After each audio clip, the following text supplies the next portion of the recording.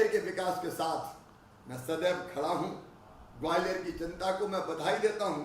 स्वर्णरेखा नदी पर elevated road के द्वितीय चरण के हमने 925 करोड़ रुपए स्वीकृत किए, जिसका आज भूमि पूजन किया गया है।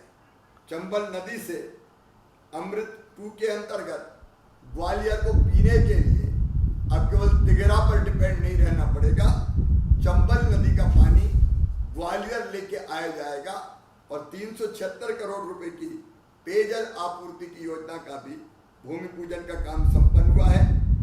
28 अनेकों नवीन विकास के काम 116 करोड़ 83 लाख के और 125 करोड़ 85 लाख रुपए की लागत के 35 विकास के कामों का लोकार्पण भी हुआ है। ग्वालियर के विकास में कोई कसर नहीं छोड़ी है। ग्वालियर अद्भुत शहर है। गालव ऋषि की पावन तपोभूमि, संगीत सम्राट तानसेन की साधना स्थली, महारानी लक्ष्मीबाई की आपको स्वर्ग की धरा और राजमाता जी और अटल बिहारी वाजपेयी जी, आदरणीय अटल जी की कर्म भूमि। मैं इन सब महापुरुषों को प्रणाम करता हूं और ग्वालियर के जनता को आज इन दी जा रही सौगातों के लिए मैं बहुत बहुत बधाई देता हूं।